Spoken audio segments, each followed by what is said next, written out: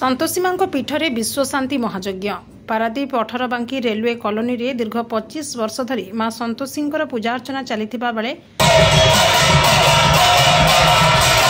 ए वर्ष मां विश्वशांति महायज्ञ 3 दिन धरी महा आडंबर पालित होईछि। एही यज्ञ रे विश्वर मंगल कामना करा जायतिबा बेले समस्त जनसाधारण शांति और समृद्धि रे जीवन यापन करबा पई कामना करा जायथाय। एही पूजा बहु बाधा विघ्न सह चली आसुथबा बेले एबे ही विश्वशांति महायज्ञ को मां संतोषी मंदिर कर्मकर्ता मध्य उपदेष्टा भाव रंजित स्वाई, ज्ञानरंजन प्रधान, चंदन जेना प्रमुखों तत्वावधान में पालन करा जायछि। जय मां संतोषी, मु चंदन जेना, मु एठाकार बासिंदा। माँ को मोर बहुत विश्वास भरोसा अच्छी। माँ यज्ञ हारारी 25 वर्ष हो गला। आ माँ आशीष दया नथिले लोक भी आसी न। माँ कृपा बहुत अच्छी, लोक भी बहुत दूर आसुँच।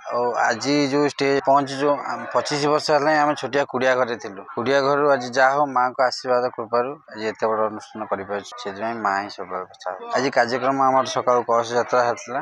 कलश यात्रा सरला, यज्ञ आरंभ हम 3 दिन धरी चलो। व्यवस्था रही कलश यात्रा सरला, लोक सब खाई पी बसवे, सूर्य पूजा आरंभ हम। तापर काली पूजा सरला संध्या को सांस्कृतिक प्रोग्राम अच्छी, भजन समारोह अच्छी, बाहर आसुँच भजन समारोह 2 दिन धरी भजन समारोह चलो। परदिन पूर्णाहुति हम। जय मां संतोषी, मो ना निकुंज स्वाई, मुझे पारादीप रोचे। मु जने मां संतोषी भक्त। माँ का अनुष्ठान 2000 मसीह आज 2025 है। 25 वर्ष ला अनुष्ठान हो विश्व शांति निमंत्रण यज्ञ आयोजन करा जाए। जगत मंगल माँ तांकर भक्त मान को सब आशीर्वाद करी। बहुत श्रद्धालु भक्त मैंने एठारे उपस्थित होती। पाखापाखि 1000, 2000, 3000 भाया भक्त आसती विभिन्न अंचल। बहुत पंडित वर्ग मैंने आसती यज्ञ को कार्य करने। माँ कृपा बढ़ीगला। बर्तमान श्रद्धालु भक्त मैंने बहुत माँ होगले। आ बिना निमंत्रण भी भक्त मैंने आसुँच। आम श्रद्धार आम कलश शोभायात्रा करूँ। से स्वेच्छाकृत भाव कलश शोभायात्रा जाऊँ। तो क्या मना कर हेनी। भक्त मान आग्रह सकाशे से सब जाऊँ।